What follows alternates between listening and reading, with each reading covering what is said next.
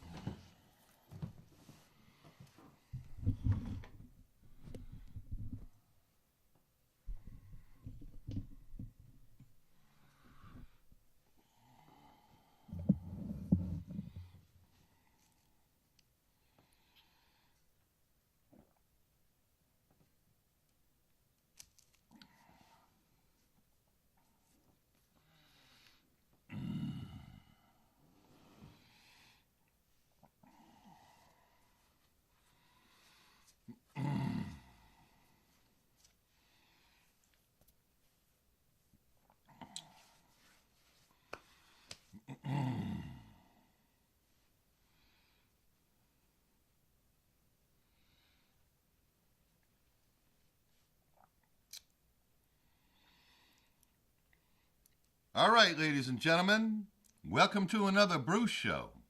We always like to get the Bruce Show started off with a good prayer. So, Lord, our Heavenly Father, we thank you for your many blessings. You are the greatest and the mightiest and the holiest in all the heavens and all the earths, anywhere else there ever might be, Lord. And we admire everything about you. We'd humbly strive to do your work here on earth, Lord. And Lord, we'd ask you to forgive our transgressions. We'd ask you for good health, Lord. We'd ask you to protect our soldiers. We'd ask you to spare the lives of the people from the tragedy and disaster and chaos all around the world, Lord. And we'd ask you to show us the people of the earth our common understanding.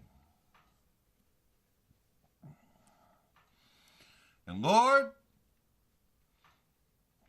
we'd like to ask you to give old John McCain a little healing, or at least comfort him in his last days, if he can't be healed. And we'll ask for these things in the name of the Lord. Amen. Yep. Probably try to, help out old John McCain there a little bit. I was kind of mean to him earlier. I feel a little bad about that, so see if the Lord can hook him up maybe. I don't mean maybe. I mean for sure. All right, so yeah. Today it's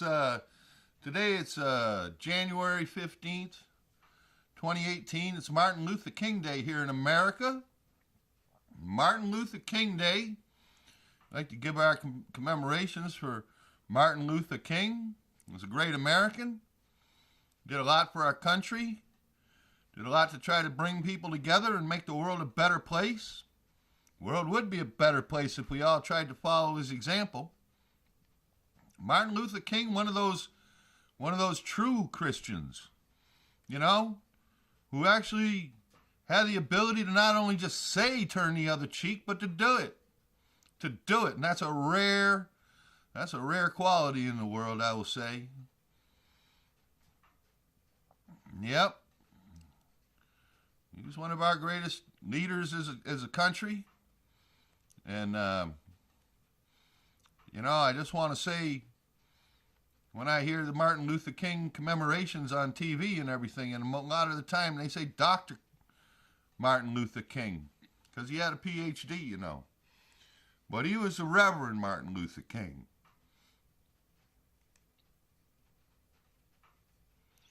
And it's because of God.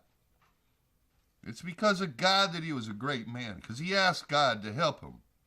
He asked God to help him, and he followed the Lord's path, and that's why he was a great man. And A lot of people, you know, they find a way to rationalize their hatred. Maybe somebody else was hateful to them before, so now it's okay for them to be hateful. Or, you know, different things. They find a means that they can be a hypocrite, you know. But when Martin Luther King showed all the people that hated, you know, him or his people, when he showed them that, you know, he walked in the Lord's light, that he walked the Lord's path, that he didn't raise his hand in anger against people, that he didn't condone the, you know, the violence and the destruction that sometimes comes with the effort for social change, you know, but that he was, despite the suffering, despite being jailed and, you know, attacked and etc., he still was persevering and unwavering, you know. And that's why I think all Americans, you know, I mean, some people just hate, I guess, but almost all Americans have to recognize that Martin Luther King was one of our greatest heroes, essentially. Did more good for the world than most anybody else in the modern times, you know what I'm saying? We have to take advantage of a person like Martin Luther King, you know, the Reverend.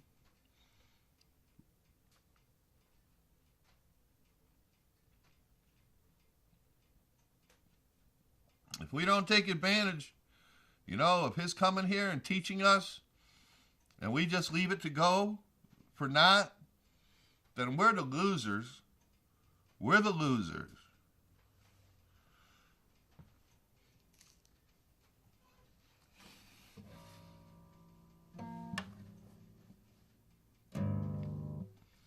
You know, when they killed Martin Luther King, they burned down the cities. I was just a kid when that happened. I remember the next summer, well, I grew up uptown on South Prospect Street. And down the end of South Prospect was a Drake. And the guy that ran the bar downstairs, his name Willie. He was from Philly. And his nephews would come up here in the summertime back in those times. Maui and Bumpy. Maui and Bumpy would come from the city. And they told us about it, you know. They told us about the night when they killed Martin Luther King and they burned down. He said, I was scared. I thought we were going to die or something, man. They were burning everything down outside. We didn't know if our building would catch fire, you know. So, you know, the great light of Martin Luther King, it was snuffed out. And then, you know, a lot of violence and chaos has occurred ever since that time. It occurred before that too, but, you know, we can't let his words and actions go for naught. We got to try to honor his memory by living his dream. You know? Yeah! Man, I must be getting old, man. I don't know what the hell's going on here. Hey!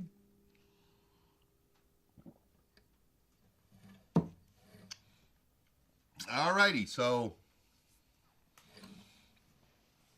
yeah, I got a list. Did I put anything on it? I got a list. We got to play some songs, I think. I will say, we get back to the list.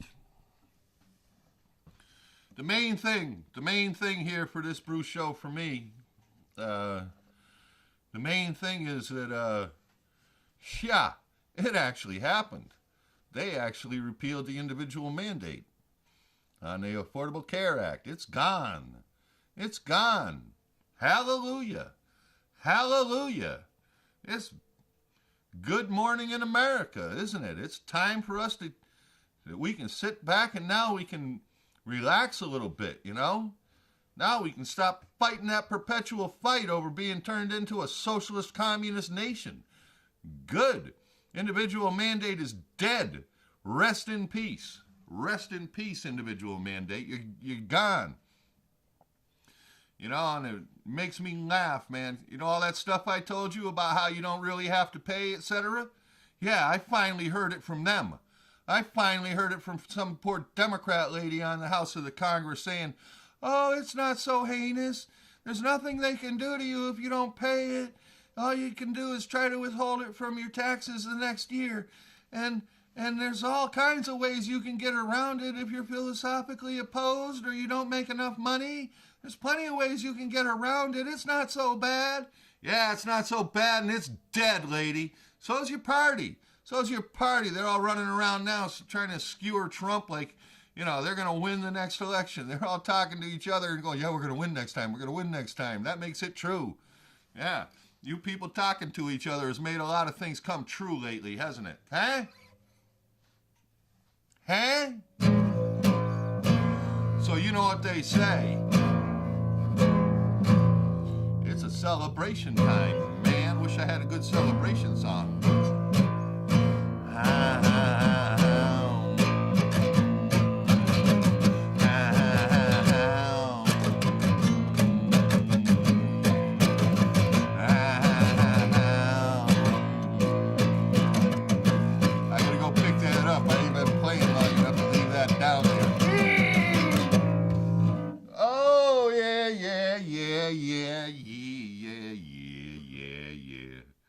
Must bet I needed some more beer, hey?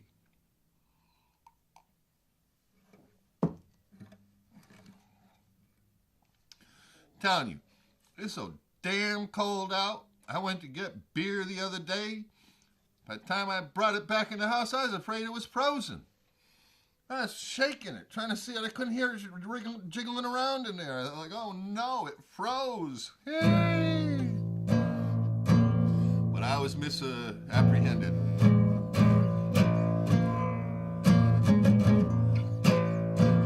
Oh well. This is one of my old songs here. An good old song from back in the day.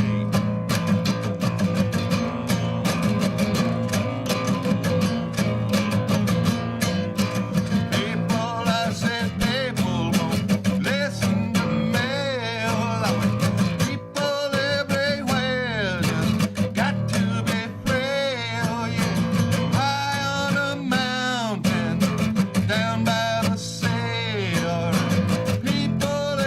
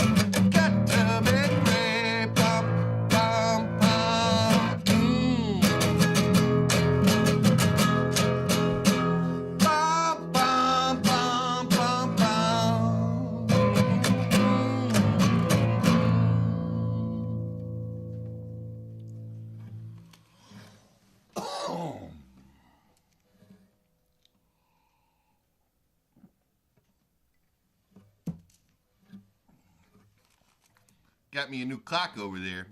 Digital. And if I can only remember what it said when I started, because this time I did the thing where I waited till the minute changed. You know, don't have a second hand here, so I waited till the minute changed, then I started. And if I stop as soon as that minute hits the next time, I should be good. Cut it to an hour. My shows have been coming out 1 minute long lately. Apparently some kind of problem with my being able to understand, like if you start at 60, or say, 10. If you start at 10, you got to stop when you get back to 9, because there's 1 minute of credits. Or 44 seconds. Oh, yeah.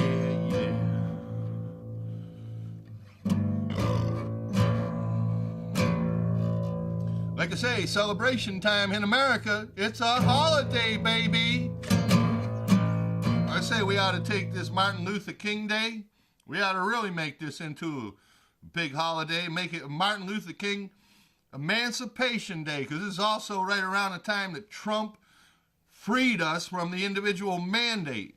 And global corporate socialism took a giant step backwards. In fact, I think it died. I think global corporate socialism took a giant death leap. You don't even hear the Democrats whining about it, do you? We've had nothing but one little stupid distraction after another since this thing died. I guess they don't want to actually, they say it's better to emote and, have your mourning period for your loss instead of just denying it. Oh, yeah.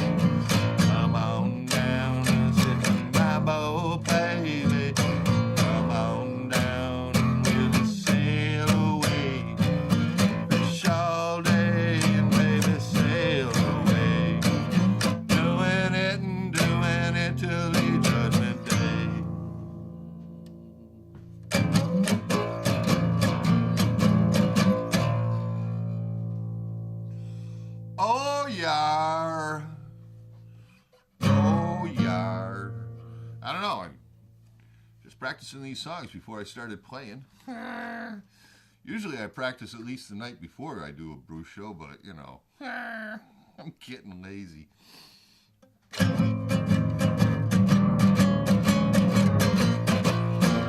Yeah, that's what I practiced just before I did this thing, and I had that song figured out a little bit when I was doing that. And now I, forgot it 15 minutes later.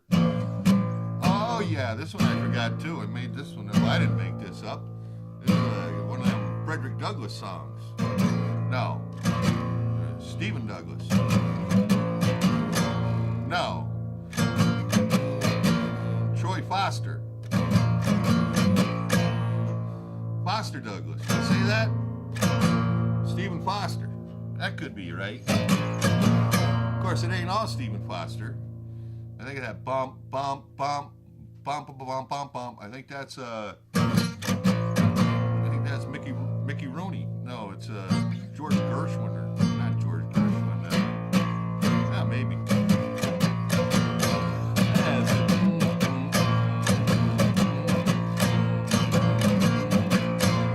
I'm talking Donald J.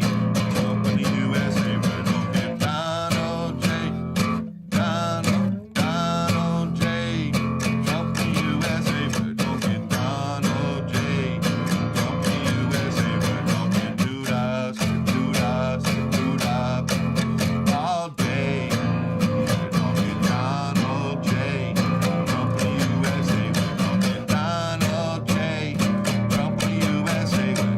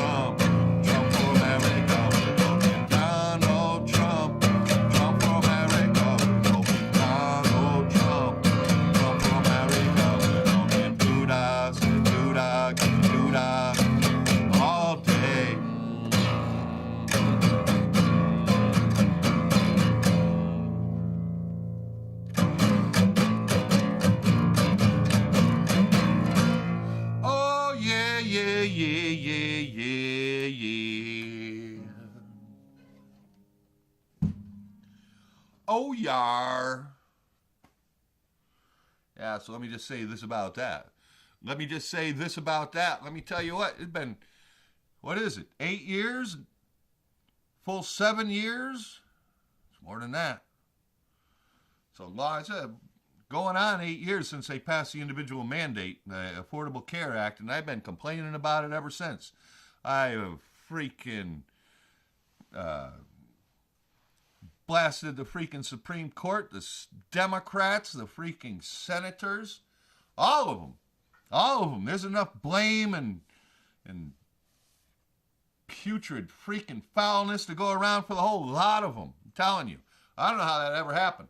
I don't know how that ever happened in America. You don't have any.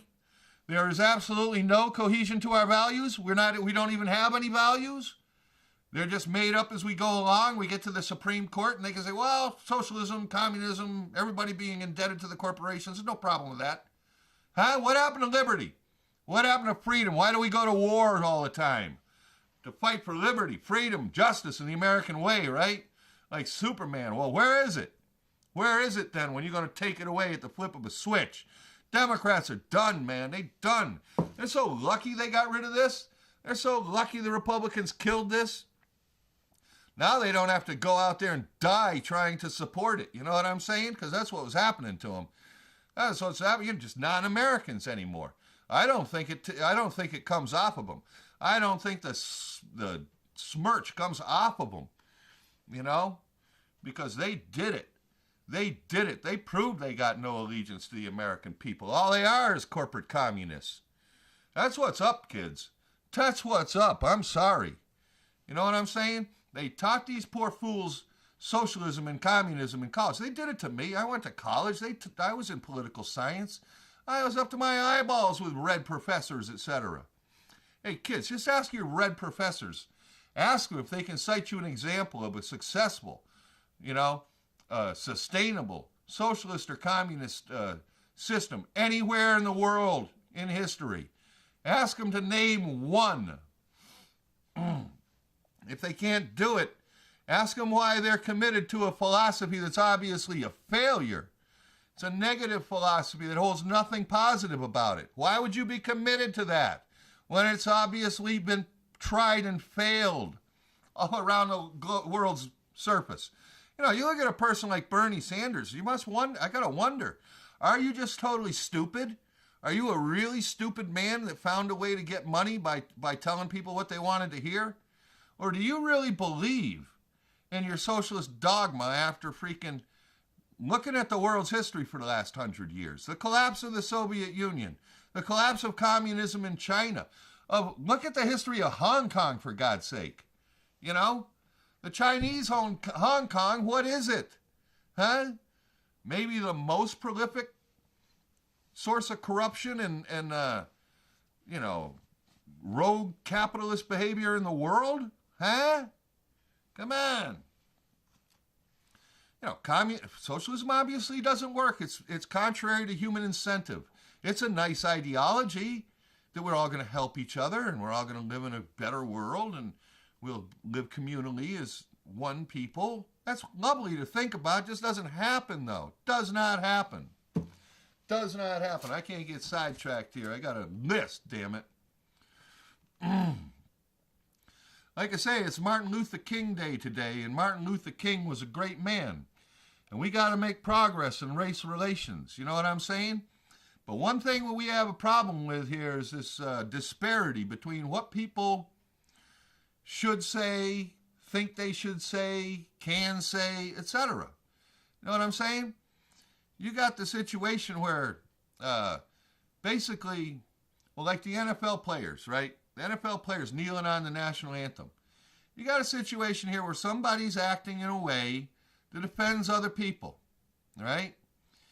And the media and the hosts of this idea, they make the argument that they shouldn't be criticized. These guys shouldn't be criticized for going out and making their demonstration because A, they're entitled to do it by freedom of speech, and B, that's their opinion, so they should be able to do it, you know? And then again, they're supporting a minority cause, so therefore it's beneficial or whatever. But I'm with Trump on this stuff, man. That stuff is ridiculous. The players kneeling on the anthem, look what's happened. Look what's happened. They don't show you the national anthem anymore at the NFL games. You see the World Series? They made a big display out of the national anthem. All the Hispanic players that are playing in the World Series are all standing there with their caps off, showing solemn and reverence. But not the NFL players? Do you know what the NFL minimum salary is? I saw a guy in the Patriots Game Day show or whatever they call it. Was it Matt Knight? No, it wasn't. It was somebody, though. Used to play for the Patriots, and he was pretty good, but not a superstar. They were talking about cut day. And he says, well, how big a day is cut day? So you don't understand how big a cut day is. He says, if you're one of the players that's hoping to make the team or is on the margins there, he said, cut day is the difference between you being unemployed and you're making $419,000, which is the NFL minimum rookie salary. It was either 419 or 429 or something in the 400s. A lot of money. Every single one of those NFL players that you see out there is amongst the 1%ers. Okay, they have amongst the 1% highest income in our country. Every single one of them, because $419,000 is the minimum starting salary. So if they've been the victims of massive discrimination and everything, I'm sorry. You know what I'm saying? But you must have got a few breaks along the line. For people that, for the most part, could choose the college of their choice, go for free, and now make multi-million-dollar salaries, it's hard for me to really understand how you've been victimized. You know what I'm saying? If you're complaining in general about the way things are, it's a little more deep than all of that. It's a little more deep than the latest freaking video cell phone, blow up that we have continuing here in America. A lot of them are just ridiculous. And a lot of them are just mass hysteria where people are going off because they don't know any of the facts and they just conjecture them up in their minds. You know what I'm saying? Everybody can't be a victim of the white man. Okay? I'm a white man. Are you my victim? Huh? I mean, white people are probably more or less like other people. You know what I'm saying? If you're going to say we're all created equal, then how did we get to be so bad, the villain in all of your schemes? You know what I'm saying? And, the whole Democrat progressive, this is one of the legs of their three-legged stool of victimization, racial victimization. You intend to keep the black people and the minorities in America committed to you by calling out racism all the time, whether it exists or not, as if that makes you their friend. That doesn't make you their friend. They're smart enough to see. Democrats are another bunch of white men, white women and white men, maybe more Jews, but still they're white Jews, right? They can tell. How are you any different? You're just using minorities. You're using the minorities. You tell them they're victimized. You go out and make a stink about every little thing you can find, and you don't solve anything. All you do is continue down the road. Look at DACA. Obama and the Democrats could have solved the immigration, the whole thing. They could have done whatever they wanted to, right? When he had the power back in 2008 or 9 and 10, right? Before the midterms. But they squandered their power on making out the individual mandate and trying to institute corporate communism on us. It didn't work, all right? Now all of their freaking efforts are gone with the wind. Up in smoke, baby. Up in smoke. And it's a good damn thing. Good thing that they're up in smoke. They could have solved it back then, but they preferred to preserve it as an issue, as a divisive issue that they could still hope to keep the marginalized Hispanics in their corner, telling them that the Democrats are going to save them because the Democrats let them down the last time. Now they're going to save them. And now they're doing the exact same thing, right? Now they could get a deal with Trump, but what are they doing? Huh? Oh, no, we can't build a wall. We can't have nothing to do with a wall. A wall is a bridge too far. They've got a dozen socialist universal reasons why it's no good. Their basic reasoning is that Walls are to confine, to keep people out. Look at the Berlin Wall. What a horrible thing. No, we should all be free to travel with our feet to wherever we want to go. I'm telling you, Democrats, the progressives, are not committed to the United States Declaration of Independence and the Bill of Rights and the Constitution. That's not their documents.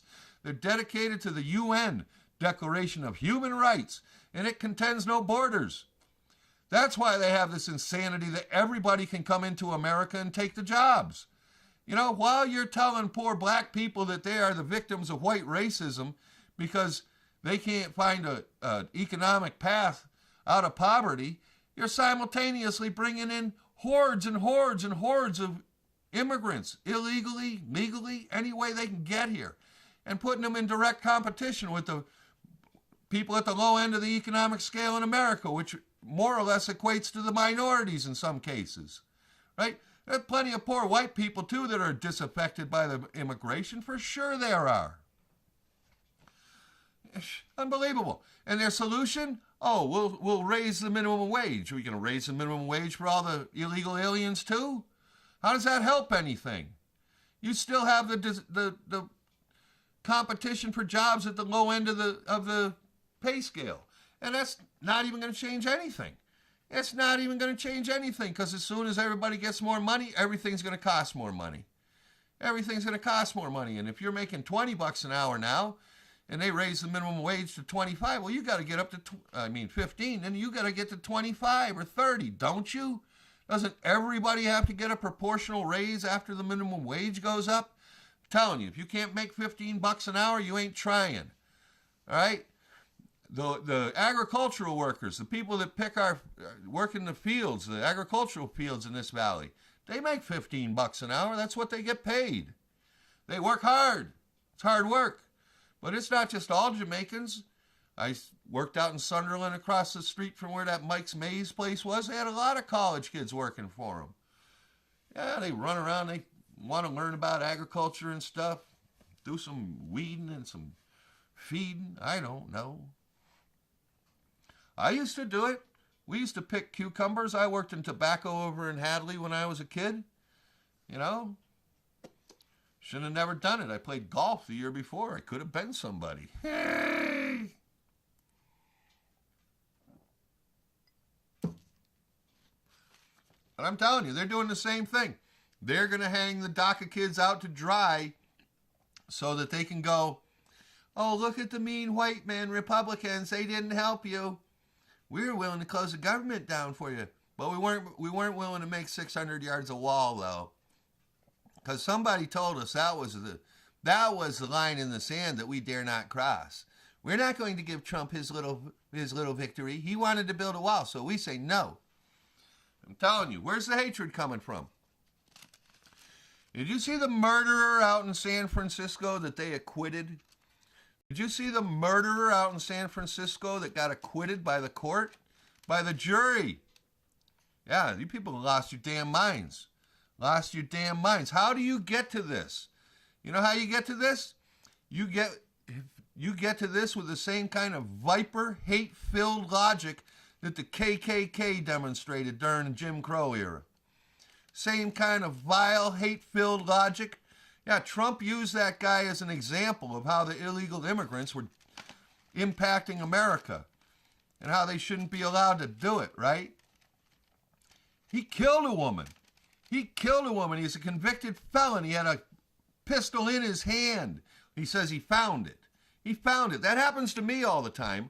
I'm just walking around and I find a 9mm sitting around somewhere. You know what I'm saying? Yeah, that happens all the time, I do imagine. Oh, so then he picked it up. So then he was looking at it. And then he decided to pull the trigger. And he shot it. And then he killed somebody. And the liberals, I seen him on TV. I seen this poor professor from Princeton with a toupee and a dyed beard, etc. And I can't believe this reasoning. He's like, oh, he had no intention. And it was a ricochet that killed her. We're rewriting the laws now at this point in order to pardon this poor guy. This guy. We're trying to pardon him so that Trump isn't right. So that Trump can't say he was a murderer and he was an illegal alien. Hey, they just solved that problem. He's not a murderer. We acquitted him. We acquitted him. We came up with a new concept in jurisprudence. You can be a felon, illegal for you to touch or possess a firearm, a felony, in fact, for you to do so. You can put one in your right hand. You can pull the trigger, and you're not responsible for what happens to the bullet. Too bad those two gangbangers down in Boston that shot it out during the Caribbean Cultural Festival parade, etc., and killed the girl that went to the university, who killed the good woman who was trying to do the right thing and bring herself up through education and volunteerism, etc. And they murdered her. And they both went down for murder. Neither one was trying to shoot her. It was an accident. It was a random bullet firing that killed somebody. Why should they have to pay, huh? You know why? Because they're criminals involved in the commission of a felony, and somebody's life was taken during the commission of that felony. Same as San Francisco. And why did they excuse him in San Francisco? Because just like the KKK, they let off one of theirs. They let off somebody that they agree with politically, somebody whose hatred is the same as theirs, so that they can say they're righteous. You know, you're not righteous. You're in the same category as the KKK. The jurors that walked out of that courtroom, the judge that presided over those proceedings, you're the equivalent of the KKK. That's what I got to say about you. You should be completely ashamed of yourselves. That's hatred. Hatred rearing its ugly head. Rearing its ugly head in San Francisco. San Francisco's my town. I've lived in San Francisco. I resent it. I resent you people turning it into a freaking funkus mud that you can't get out of. No, that ain't right. That's not right. You can't allow some people to go running around just complete obliviousness to the law and killing people, and you say, oh, it doesn't matter? Doesn't matter? Pitiful. Pitiful. Let me got a couple more on here. Let me just get through them. I see how much time I have. Still got about almost 20 minutes. No. Yeah, something like that. Yeah. Let me get my corrections here.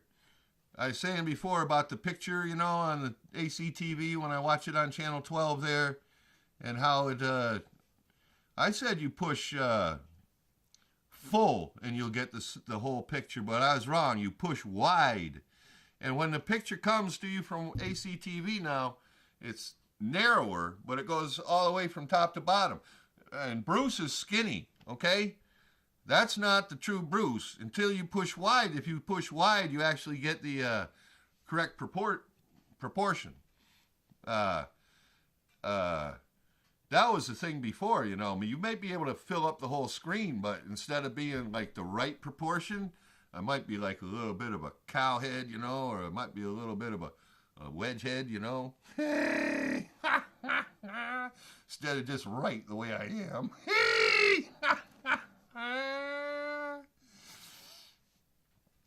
Oh yeah, and then you know, I say I'm the intellectual heavyweight champion of the world.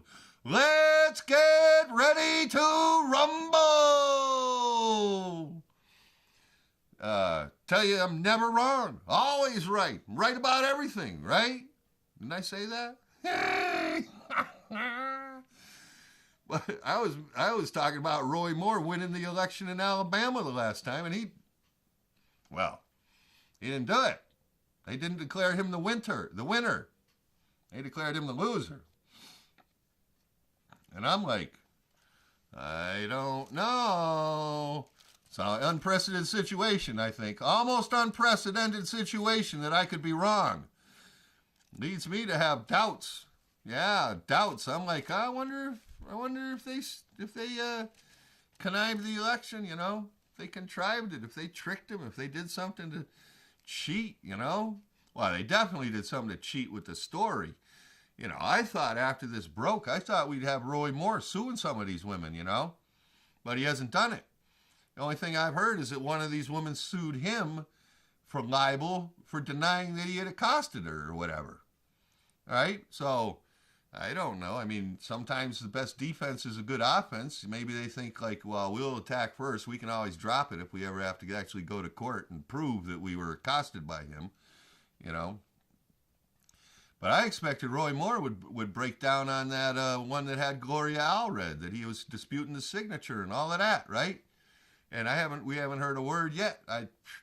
And I wonder, you know, I mean, if there's a conspiracy and absolutely everybody that can do anything about it is involved, you know, from the Democrat leadership to the Republican leadership to the media to the state office holders to the Attorney General's office to everybody, they all just decided, look, our whole lives are way just better off without this guy. The Democrats hate him. The Republicans don't want to back him up. You know, it's an embarrassment to them. If everybody's against you and they tell you, you got no hope, you go to court, we're going to fucking blow you out of there too. What do? You know, what would you do? Or maybe Roy Moore is one of those guys, he's like Martin Luther King, the Reverend. You know, maybe he's like that. Maybe he turns the other cheek. Maybe he prays for the Lord to, maybe he's praying for the Lord to, you know, free him. Free him from false accusations. You never know what might happen. The Lord works in mysterious ways. Sometimes people can't sleep at night after they've done wrong things. You know what I'm saying? Sometimes their whole lives turn into darkness and chaos and turmoil, and they can't see a way out. They become abandoned by the Lord, and they know the only thing they can do is to confess their sins, or otherwise, the rest of their life is nothing but darkness and despair. You never know what will happen. You never know how these things will come out. I see the media and the FBI and the Democrats came up with a new idea for their solution to why the Obama national security agencies investigated the Trump campaign. Oh, they say Papadopoulos got drunk and blabbed to an Australian delegation, you know, ambassador type fellow, and he took it upon himself to immediately call up the FBI. Yeah, right. You got any evidence of that? Huh? You got any proof of that? You got anything besides the hearsay that you just invented? It's unbelievable. Unbelievable, the crap they're peddling. Isn't it? Isn't it? I think the only thing that's going to stop the Democrats from being infants is some major freaking disaster or something. You know what I'm saying? I don't want it to happen, but you can see that it's going to happen. You can see that it's going to happen. You know, you can't just walk off the Lord's path so completely and thoroughly, spitting in the Lord's face all the time. Thou shalt not bear false witness. If you bear false witness, all the media is false witness, essentially. It's all false. Did you see the commemoration of Dr. King, Martin Luther King, the Reverend? And Trump tried to go up there and say nice words. He was saying nice words. They may have been written for him, but they were nice words. And as soon as he was but done, you know, the media horde starts screaming out, "Are you a racist? Are you a bigot, Mr. Trump? Are you a racist?" I mean, if you have no respect for the president, and obviously you don't, you should at least have enough respect for Martin Luther King, the Reverend, you know, not to besmirch his day, you know, with your nastiness, essentially, with your continued unceasing nastiness, you know. Like I say, these people don't have an intellectual leg to stand on. Okay, I'm sorry. You're in favor of unfettered immigration? Black people are starting to figure this out. I listened to them on C-SPAN. One after another was calling in this Mexican guy that's an American that is all in favor of all the other Hispanics being able to immigrate to America. Just give DACA kids citizenship and let them allow their parents to stay here, et cetera, et cetera, et cetera. And black folks started calling in and saying, listen, I'm tired of being at the end of the line. Why should another wave of immigration come in and displace us before we start to get some jobs, before we start to get a foothold in this economy? Why can't my next generation be started off with a little bit of wealth instead of every single generation of our people, starting from ground zero, from flat freaking broke? Why don't we get an opportunity? Why is the opportunity now going to be given to the next wave of immigration? And they're like, he's like, I don't want to answer that. Yeah, you can't answer that. Your whole thing relies upon somehow, if you don't get your way, you're being discriminated against. If foreigners aren't allowed to come in here unfettered, it's xenophobia. It's xenophobia. It's racism. Well, you know where racism comes from? Racism comes from the competition for jobs at the low end of the pay scale, not at the top end of the pay scale, and not between the people at the top end of the pay scale and the people at the low end of the pay scale. Most of that sort of racism is like Amherst racism, you know? It's not blatant. You don't go out and call anybody names. You just kind of live a little bit far away from them, removed, and you don't say much. You know, you don't say anything. If you see somebody that's of another color, you're just well with it, you know? But you don't have to deal with them, really. And you run an economic or a town, budget system and everything that's exclusionary. They do the same thing in all the liberal places, don't they? It was a conservative technique. It was a conservative way of keeping the rich people in your town and keeping out the poor people. But the Democrats and the progressives have adopted it because they like it. They like it. It gives them pause to be the racists that they are without having to admit it. No, we're just trying to make nice schools for all the children. We just want to have nice streets and nice, good services. You see, Amherst hired a new recycling director. Now they're going to come around poking in your trash. I saw their explanation in the newspaper. Oh, it's not a crime. Once you've thrown your trash out, you don't have any right to privacy to it. Is that true? I don't think that's true. I don't think you can go poking around in your neighbor's trash without risking a harassment charge, okay? A harassment charge. That's ridiculous. That's ridiculous. That's where the town's spending its resources.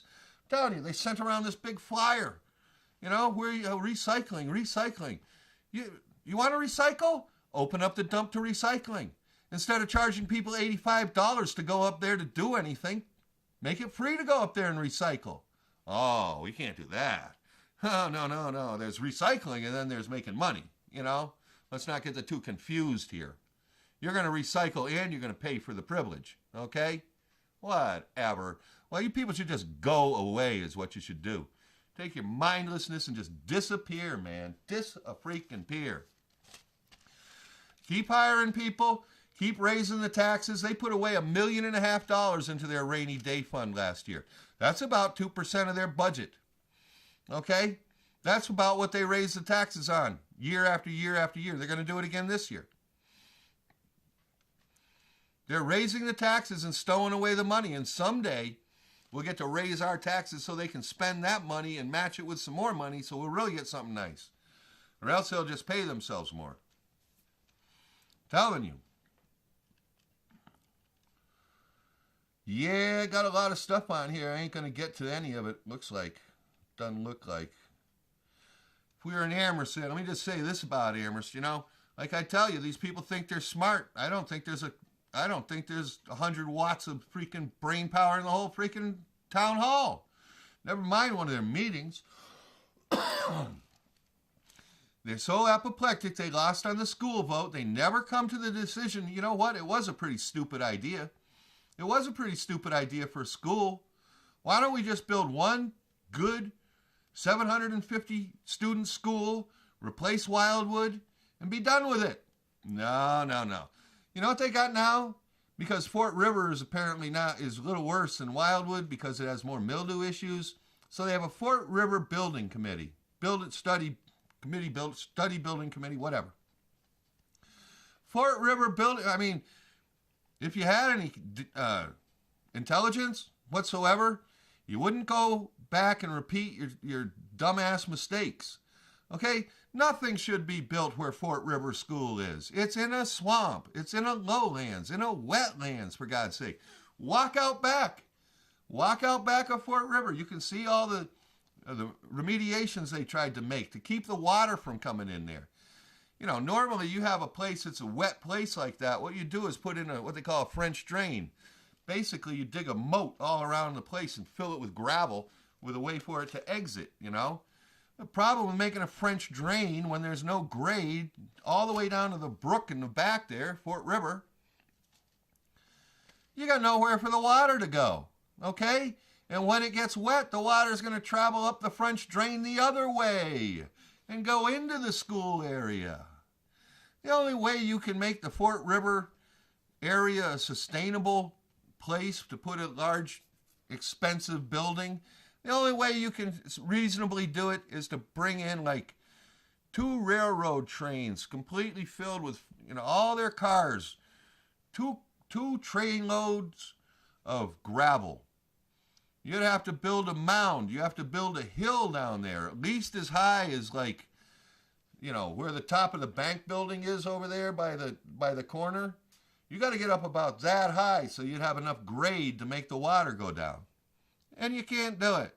It'd be totally environmentally insensitive and completely obnoxious to everybody else that lives in the neighborhood. All of their houses would flood out, And yet you got a Fort River Building Study Committee.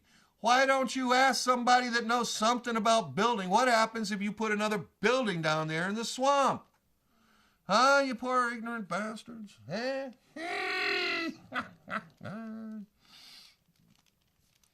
Telling you. I think I got, what am I going to do? I can't remember now. A few minutes left here. I say in San Francisco, forget the rest of my complaining. I just tell you this one. I seen this show, I never seen the show, but I seen the ads for, I think it's 911 emergency or something like that. I think it is a new show. And in the ads, the guy was saying how, it's better, the feeling you get when you save somebody is so rewarding, more so than whatever. When we were out in San Francisco, one night we went out. It was a big holiday. I don't remember what it was exactly. But we went over to North Beach. There was a nice little bar over in North Beach we'd go to occasionally. And they had the blues in there. They had little blues act. It was a, rundown little joint. It was like Sheehan's, except reversed. The bar was on the other side and the wall was on this side. And the band or the act played all the way down in the back. So we went over there, hanging around outside. Everybody was out in the street. It was a nice evening. There was a motorcycle gang was there. Not real tough mug-a-huggies from the hard side. These guys were like suburban kids that came into town or whatever. The leader of their motorcycle gang was the only one that looked like a true biker, And he got into some crap inside the building, in the bar, and the bouncer came and threw him out. And he threw him out, and the place was so old, the granite step they had for a stoop, was all worn. I had his cup from so many people walking in for so many years. And his heel of his boots with those taps in them, that tap cost him. He slipped right off of it. When the guy threw him out, he hit that step with his heel, and his foot went right out from under him, and he came down the back of his head right on that granite step. Oh, man, he was out. He was bleeding. So the whole biker gang is right there, right next to the doorway with their bikes and everything, sitting on their bikes. And this guy gets messed up right in front of him. And the bouncer, everybody's standing there. Everybody's looking. Nobody does a thing. The bouncer's there. He's the only guy trying to help the guy. And so the biker gang starts on him. They start like, we're going to fuck you up, man. And he's like, whoa, shit. And he doesn't want to leave because the guy's hurt. But he got to do something because these guys are going to mess him up. So I go over there. And I worked the guy. I told him, this is how you do it. You put your hands on his chest. He said, you're all right. You're going to be all right. You're fine, man. Just so you're fine. Let me take care of this for you. And then I see he's bleeding. He's bleeding out the back of his head, and bleeding pretty good. And I figured he could have had a broken head. He could have cracked that bone back there. So he needs to have that wrapped up. He needs to wrap that. And I yell. I'm like, hey, who's got some cloth? I yell at the biker gang. Who's got some cloth? Oh, wearing freaking bandanas tied around their head or whatever. No, they can't give up a piece of cloth. I'm like, unbelievable. Unbelievable. One chick, one hot chick, a whole bunch of scrubs. And this guy lying on the freaking pavement. So I take off, I had a Levi's jacket in those days. I take it off, I real quick roll up the body part and make it like a long thing with the arms. I wrap it around his head and I fucking tie that shit pretty tight. Just one knot, boom, in the front. And then they start with me. And then they start with me. And they're like, blah, blah, blah, we're going to put you up, blah, blah, blah, blah. I'm like, man, what the hell is wrong with you fucking people? Huh? What the hell is wrong with you? You know, this is your friend. He's hurt here and you can't even give up a neckerchief? And you're going to take it out on me? You know, I was pissed. Just then, they had called 911. They all showed up. They all showed up. The cops, the ambulance, and the fire department. And the ambulance crew comes over and takes the guy from me. It was just in the nick of time because I was going to have to leave that area because they were starting to push in on me. You know, and they brought the paddy wagon. They cleared the streets. They took everybody. I was standing there. It was like I was walking in water or something. They just took everybody around me. I didn't look at anybody. I didn't say anything. They cleared the streets. They took Scotty. They took Scotty to jail. I just stood there. The guys from the ambulance came over. He gives me back my Levi's jacket. He says, hey, you probably saved that guy's life, man. He wants to talk to you. And I went over there, and the guy's like, thank you, man. Thank you. They're putting him in the ambulance. He said, thank you, man. Don't listen to those guys. So I want to say that shit's true. It's a lot better to save somebody than it is to hurt somebody. Thanks for being with me. I still went over the time by probably 2 minutes now. Thanks for being with me. We'll get back into it again real soon. Ciao, Bella. And have a good cold season, all right, folks? We'll see you later.